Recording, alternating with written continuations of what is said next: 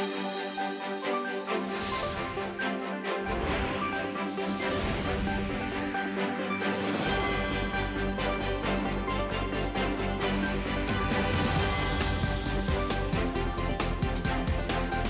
morning. It's April 25th here in Seoul, and I'm Kim Dami. We begin with these stories making the headlines at this hour, starting with President Yoon Suk-yeol's state visit to the U.S. The South Korean president is in Washington, D.C. to mark the occasion of the 70th anniversary of the Seoul-Washington alliance. He'll sit down for summit talks with his American counterpart Joe Biden on Wednesday and address Congress the next day. Also expected out of the summit is Washington's security commitment to Seoul. Yoon and Biden are set to announce major deliverables on ways to strengthen the U.S. extended deterrence commitment to South Korea. And South Korea evacuates 28 of its nationals from Sudan by military aircraft. The U.S. says Sudanese factions agreed to a 72-hour ceasefire.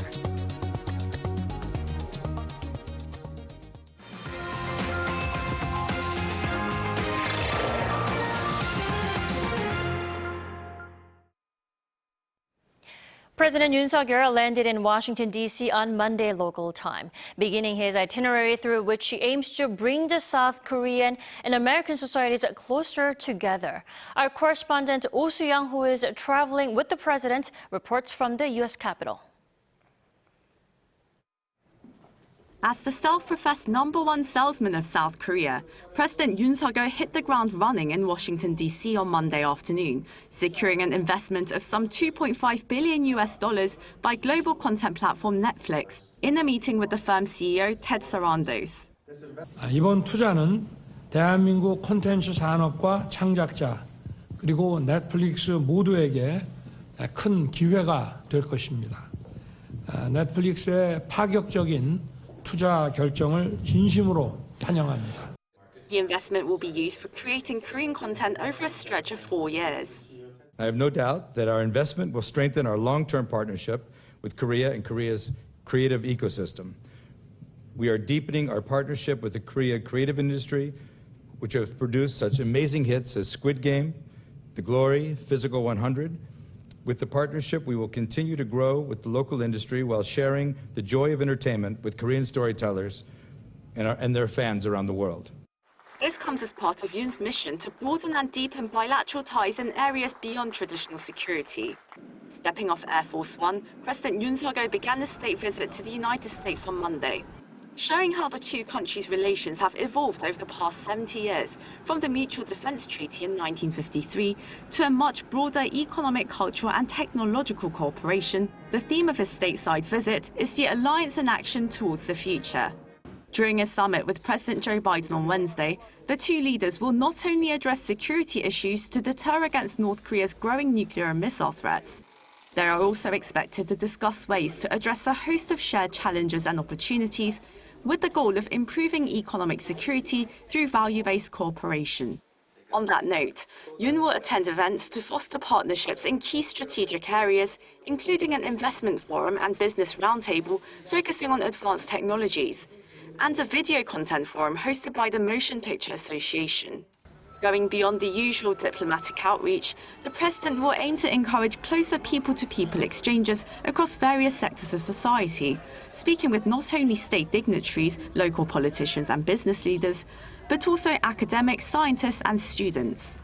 U.S. senators on Monday welcomed the South Korean president's arrival with a resolution proposal, endorsing efforts to turn the state visit into a chance to further strengthen the alliance. The bipartisan resolution is expected to be up for a vote on Tuesday.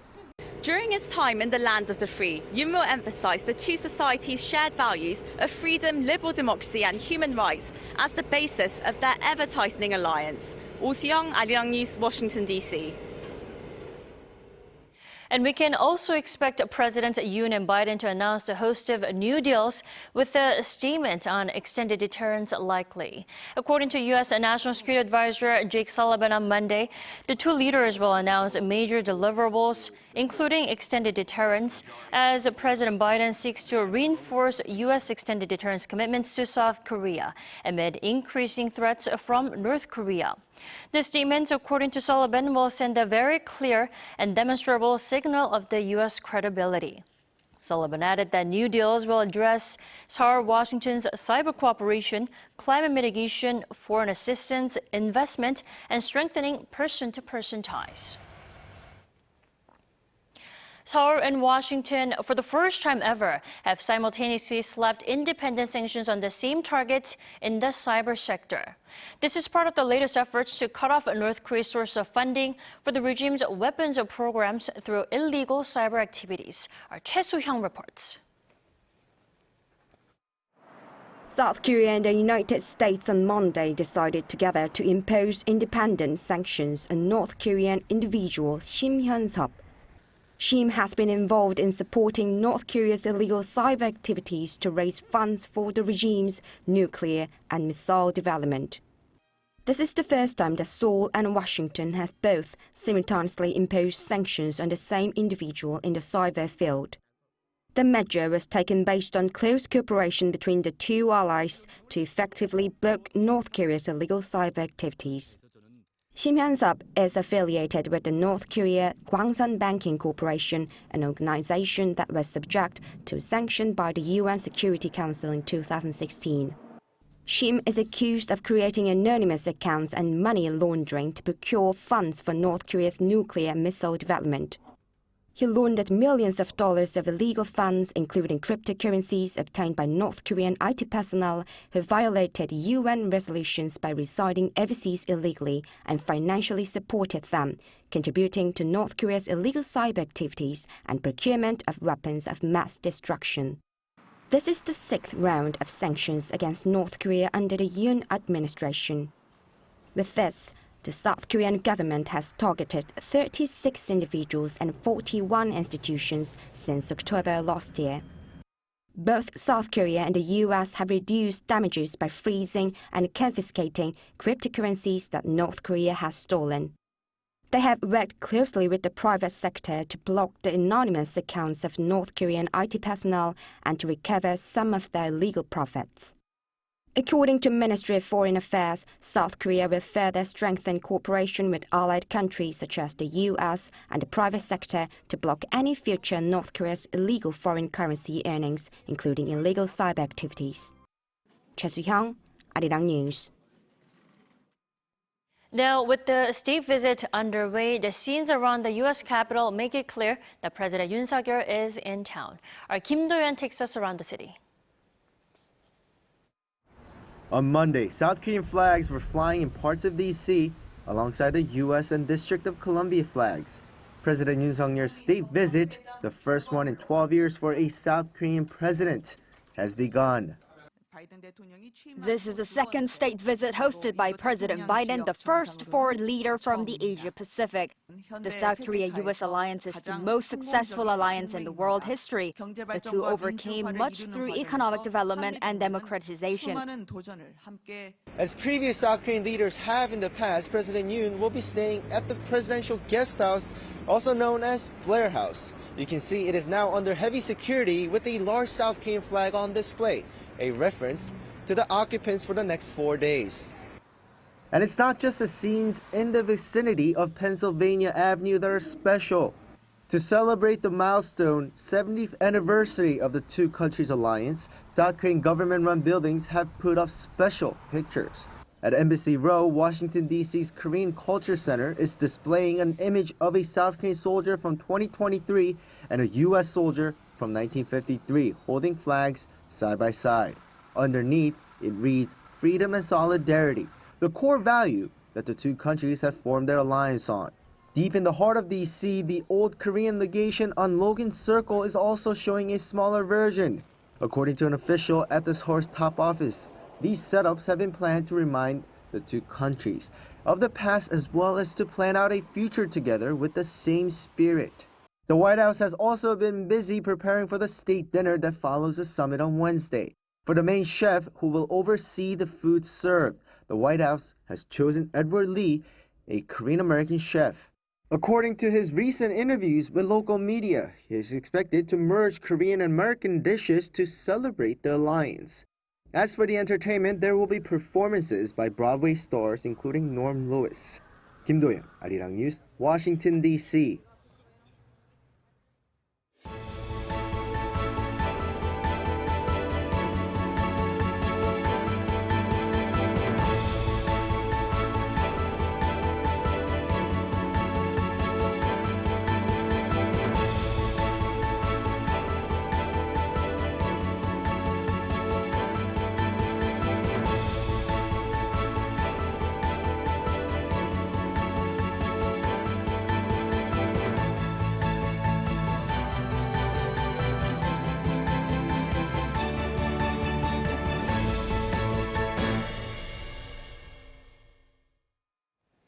One of the many common interests and ambitions that South Korea and the U.S. share is the space race, raising hopes that the Yoon-Biden summit will draw fresh cooperative plans for the space sector. Our Lee Dae-yeon has more. Strengthening space cooperation is one of the centerpieces of the South Korea-U.S. summit. To expand into the space economy, South Korea's government has been long working with the U.S., the world's top nation in the space sector. And on Tuesday, President Yoon Suk-yeol will be visiting NASA's Goddard Space Flight Center, marking the third time a South Korean leader has visited a NASA center. During the visit, President Yoon will meet with Korean-American scientists and receive a briefing on the importance of space for addressing climate change. Citing a White House official, Reuters also reported that South Korea's Minister of Science and ICT Lee Jong-ho and NASA Deputy Administrator Pam Melroy will be signing a pact to boost bilateral cooperation in outer space. This will be a milestone for the two countries to strengthen studies in space telecommunication and lunar exploration, as well as Seoul's participation in NASA's Artemis program to return astronauts to the moon. South Korea signed up to participate in a program to explore the moon and Mars about 2 years ago, but it was a belated contract, so the country has barely contributed to the program. So we expect the government to discuss ways to strengthen this partnership. As President Yoon plans to establish a National Aeronautics Administration, or Korean version of NASA this year, reportedly more details on bilateral cooperation are set to come out. The Yoon administration has been showing increased ambition for making inroads into the space sector at a time when North Korea has been developing its first military spy satellite. Part of the South Korean business delegation visiting the U.S. expects the two countries to further discuss establishing a joint venture between Korea's pharmaceutical company Poryong and America's privately funded space infrastructure developer Axiom Space. Lee Dae-yeon, Arirang News. Now, President Yoon's deep visit also includes a stop at the Korean War Veterans Memorial on Tuesday, joined by hundreds of veterans and service members. Our Choi Min-jung takes a look at the significance of the visit. Presidents Yoon and Biden, joined by the First Ladies, are set to visit the Korean War Veterans Memorial in Washington on Tuesday. The memorial commemorates more than 30,000 Americans who sacrificed their lives during the Korean War. President Yoon plans to commemorate the sacrifices of the war veterans who devoted themselves to South Korea's freedom and peace, and talk about the history and meaning of the nation's alliance through the war.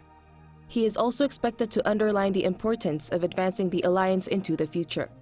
The presidential office also said the leaders will celebrate the 70th anniversary of the Seoul-Washington alliance, together with the grandson of highly respected General Van Fleet and the daughter of Korean war hero General Baek Sun-yup, who have been invited as special guests.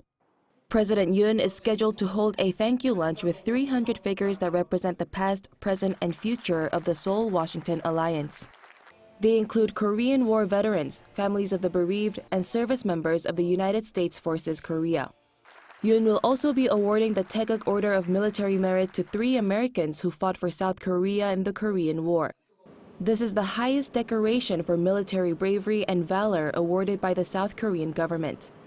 The 3 awardees are retired Army Colonel Ralph Puckett, who led the 8th Army Ranger Company during the Battle for Hill 205, retired Navy Captain Elmer Royce Williams, known for his solo dogfight with 7 Soviet pilots, and late First Lieutenant in the Marines, Baldomero Lopez, who saved his subordinates' lives by smothering a hand grenade with his own body during the Incheon landing. The award will be handed to a nephew on behalf of the late Lieutenant Lopez. This state visit appears to put great emphasis on the two countries' security alliance, as this is the first time for a South Korean president to award a military order outside the country. Choi Min-jung, Arirang News. The two allies have spent the last 70 years working together on common challenges and interests, namely security issues. Then what more to share in the coming years? Our Shin Se-byuk talked to experts. The year 2023 marks the 70th anniversary of the ROK-U.S. alliance, which began in 1953 with the ceasefire of the Korean War, as well as the Mutual Defense Treaty.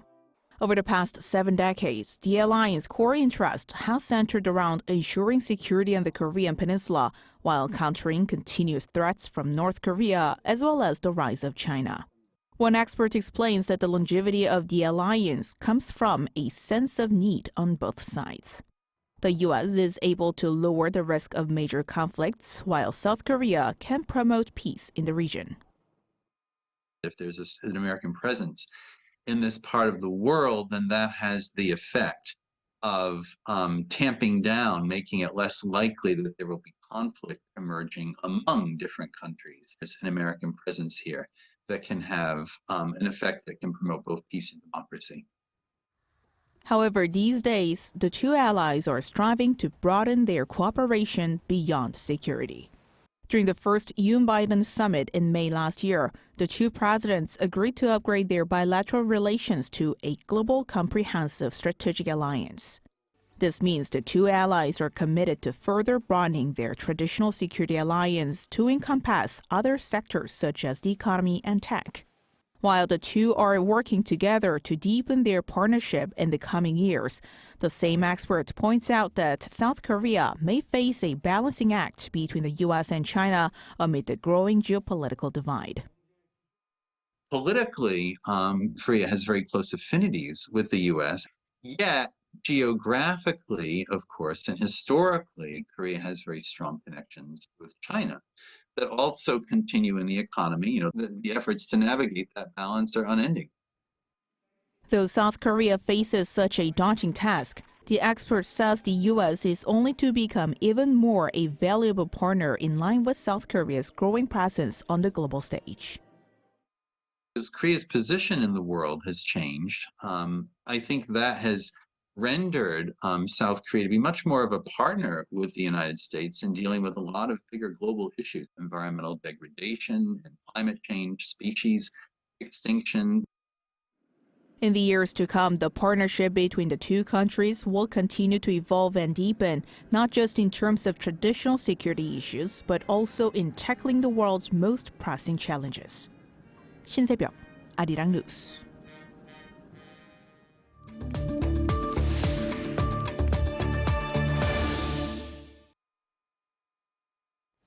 As our Lee Dae-hyun reported earlier, space cooperation has been long pursued by both Seoul and Washington.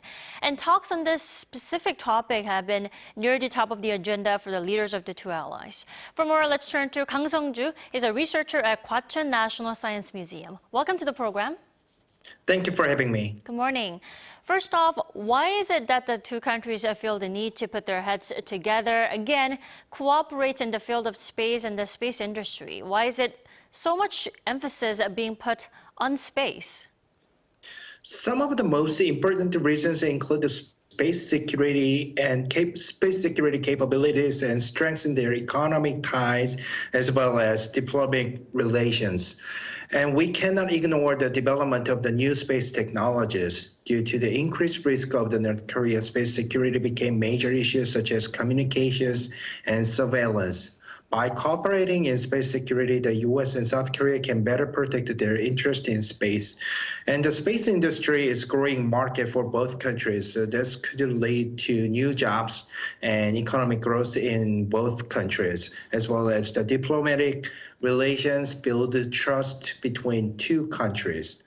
Right, and let's talk about how far we've come then. Now, what are some of the areas in the space field that South Korea can learn from the U.S., and also in what way are we ahead of the U.S.? Since the U.S. has a very long history of developing every field of the space industry, South Korea can learn from the U.S.'s experience in spacecraft development to improve our own spacecraft development capabilities. Although the South Korea space launch vehicle is developed based on the Russia's technology, there is still room for the further development through the technical exchanges with the U.S. And U.S. also can help South Korea for space exploration. South Korea is planning on the deep space exploration such as Moon and Mars.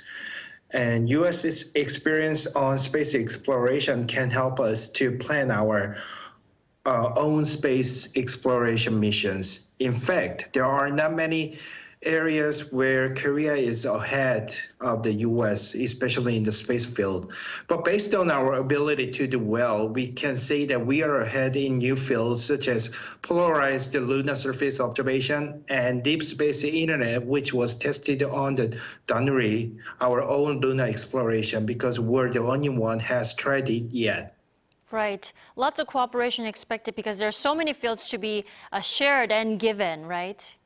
Right. And also, President Yoon Suk-yeol's state visit also includes a visit to NASA Goddard Space Flight Center. Why do you think he's making time to make a visit there?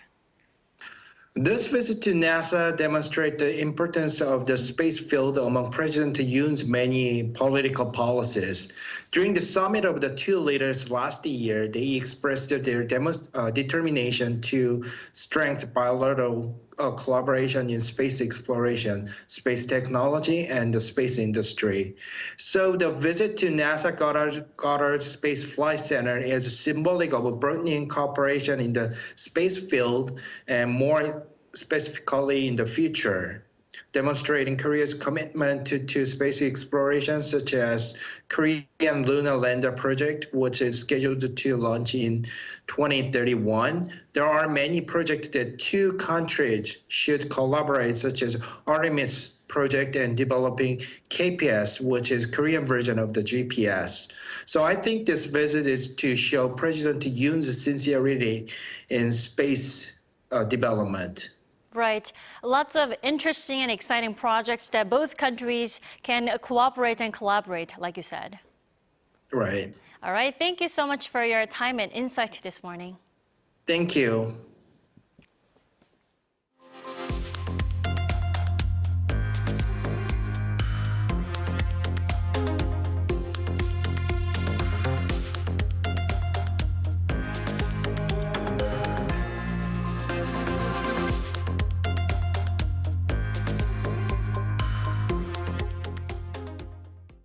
Now, on the latest on Sudan, South Korea has successfully evacuated 28 of its nationals and some Japanese citizens from Sudan. The mission, codenamed Promise, saw evacuees travel by bus from Khartoum to Port Sudan, a journey that took all day through difficult terrain. South Korea had also dispatched military aircraft, special forces, and naval ships for the mission to ensure the safe passage out of Sudan. The evacuees arrived safely in Jeddah before flying to South Korea, and they're set to arrive this afternoon local time.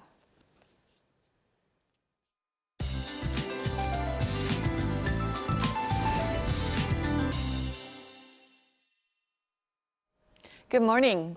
Nationwide spring rain is soaking the entire country. The capital will see sprinkles, while Jeju Island could see up to 30 millimeters of rainfall into tonight. But that rain brings down the highs to the much cooler side, going down 3 to 7 degrees lower today, hovering in the low teens this afternoon, so it won't feel much different from wake-up temperatures. For a closer look, Seoul will see a high of just 14 degrees Celsius. Chuncheon, Daegu, Gwangju, Busan all getting up to just 13 degrees with good air quality nationwide. Well, there will be light passing rain tomorrow morning in central areas, then sunshine and warmth return toward the end of the work week. The weather outlook in Washington, D.C., where the South Korean president begins his official state visit on Tuesday. Mostly sunny skies becoming cloudier in the afternoon with balmy afternoon temperatures. With that in mind, here's a look at the international weather conditions.